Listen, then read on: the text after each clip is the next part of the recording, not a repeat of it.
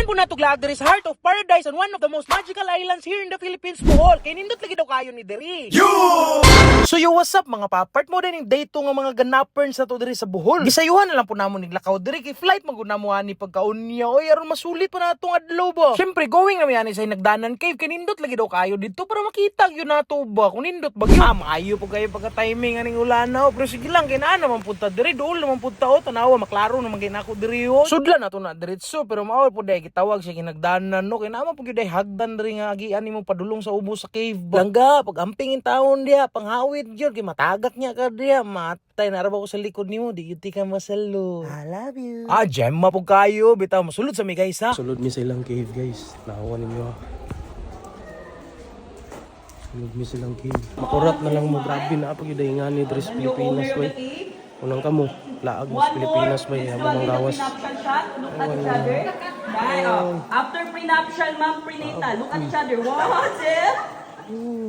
Bitaw wala na mi nagdugay po diri, ego na lang mi nagpix ba, wala na gid mi nangaligo kay mao lagi nami ginapas nga oras kay flight na mo niya, so nagpix na lang gid mi diri. Diretso na lang pud mi diri sa Oceanica kay diri lagi daw mi maglunch kay lamian daw kayo ilang mga foods and drinks samot na ang view diri ba. Palampason bagud nato ng mga ingana, syempre sulayan gyud nato na unsa.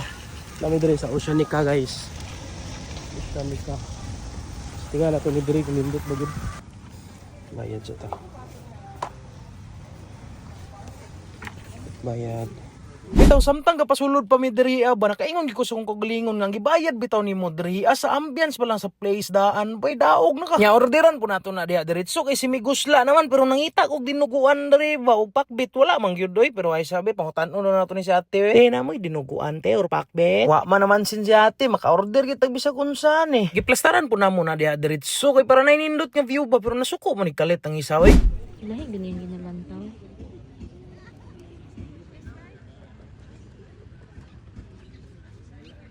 Hoy, asa ka galantaw?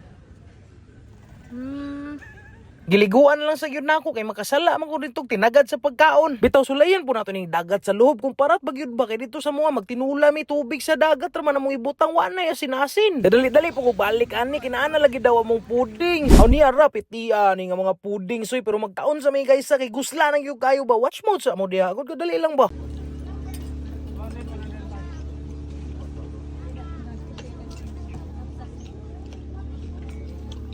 Grabe, di gyud dalata nga nalamian ko sa pagkaon ba pero tanawa ninyo ha. Kapaka gyud ni ba tanawa ganin ni ho awa.